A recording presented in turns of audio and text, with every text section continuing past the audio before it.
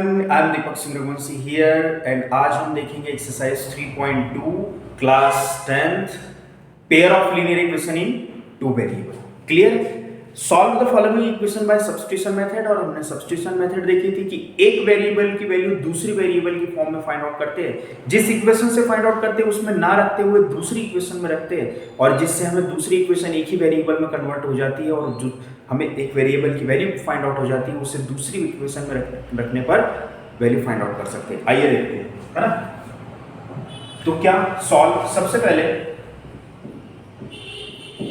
Given equation हमारे पास equation first है, equation second, ठीक है। तो कोई भी इक्वेशन का एक चुनाव करके हम x की वैल्यू y की फॉर्म में या y की वैल्यू x की फॉर्म में निकालेंगे, तो हमें इक्वेशन सेकंड आसान लगी तो हमने निकाली x इक्वल टू क्या हो जाएगा 4 और माइनस का y उस साइड में जाके क्या हो जाएगा प्लस का y, जिससे x y में कन्वर्ट हो जाएगा।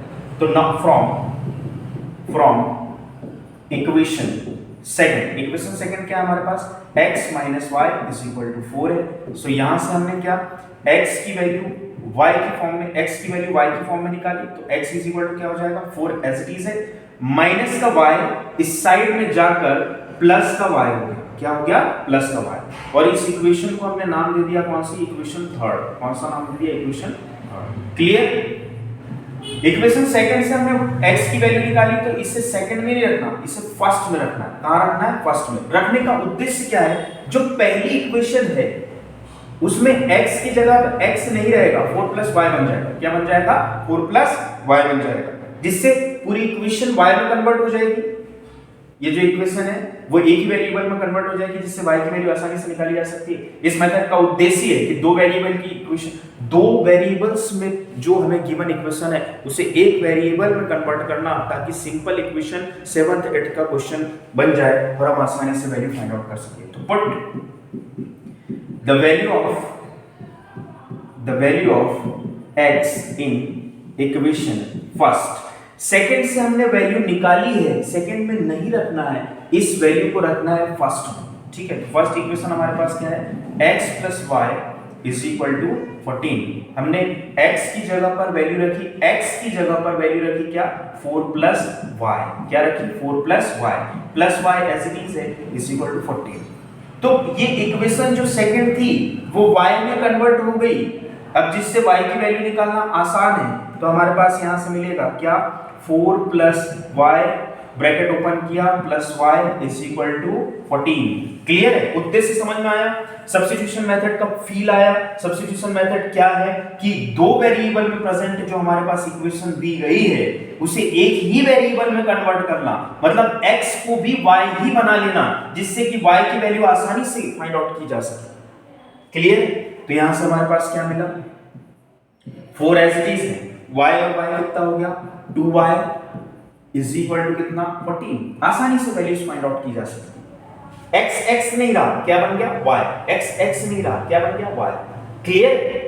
यहां किसी भी वेरिएबल की वैल्यू फाइंड आउट करने के लिए जैसे हमने देखा x plus y is equal to 14, इस इक्वेशन से किसी भी वेरिएबल को फाइंड आउट करना पॉसिबल नहीं है, ग्राफिकल मेथड को छोड़कर पॉसिबल नहीं है। तो हमने क्या किया कि क्यों ना x को भी y ही बना लिया जाए, तब पॉसिबल हो जाएगी। तो हमने x को भी y ही बना लिया। अब किसी भी वेरिएबल की या y की वैल्यू फाइंड आउट करना हमारे लिए पॉसिबल है।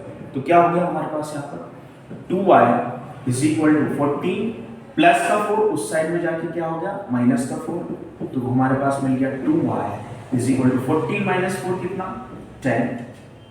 तो हमारे पास हो गया यहाँ पर y is equal to 10 divided by 2। तो यहाँ से क्या हो गया y इज इक्वल टू कितने टाइम्स 5 टाइम्स, तो ये हो गया 5। ठीक है, इस प्रकार हमने एक वेरिएबल की वैल्यू फाइंड आउट कर ली। ठीक है, अब इस वैल्यू को इक्वेशन फर्स्ट, इक्वेशन सेकंड या इक्वेशन थर्ड में रख सकते हैं। हमने देखा कि इक्वेशन फर्स्ट में रखने पर भी हमें ट्रांसफर करना पड़ेगा, सेकंड में रखने पर भी। यहां हमने जैसी वैल्यू रखी इसमें ज्यादा हमें आसानी से x की वैल्यू फाइंड आउट हो जाएगी, तो इक्वेशन थर्ड में पुट करना ज्यादा सहूलियत और ज्यादा फायदे का सौदा होता है, इसलिए हम पुट करते हैं। तो put the value of y in equation third. ठीक है, थर्ड हमारे पास क्या है x is equal to 4 plus y, तो हमने वैल्यू पुट करी, यहाँ पर वैल्यू पुट करी, ठीक है, वैल्यू रखी, तो क्या हो जाएगा x इज इक्वल टू 4 और y की प्लेस पर कितना रखा 5, सो x की वैल्यू भी कितनी आ गई 9। तो इस प्रकार सब्स्टिट्यूशन मेथड का मीनिंग, उसका नाम ही ऐसा रखा गया है कि एक वेरिएबल को दूसरे वेरिएबल की फॉर्म में फाइंड आउट करके जिस इक्वेशन से फाइंड आउट किया है उसमें ना रखते हुए दूसरी इक्वेशन में रखकर दूसरी इक्वेशन को एक ही वेरिएबल में कन्वर्ट किया, जिससे कि उस वेरिएबल की वैल्यू आसानी से फाइंड आउट की जा सके, और उस वैल्यू को इक्वेशन थर्ड में रखा जिससे दूसरी वेरिएबल की वैल्यू आसानी से फाइंड आउट की जा सकती है।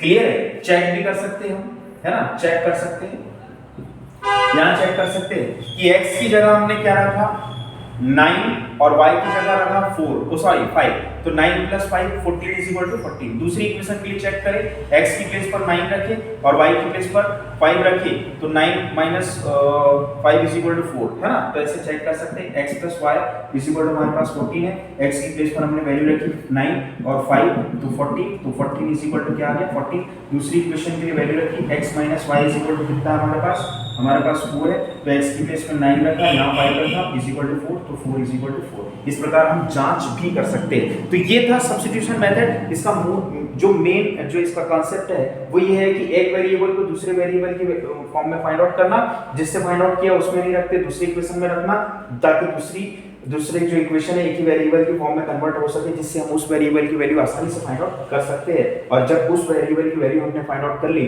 तो इक्वेशन फर्स्ट सेकंड थर्ड में से जिसमें भी रखना है रख सकते हैं, जिससे हमें सेकंड वेरिएबल की वैल्यू फाइंड आउट हो जाएगी। तो ये था सब्स्टिट्यूशन मेथड का कॉन्सेप्ट और ये थी substitution method, and I hope आपको समझ में आया होगा। Thank you.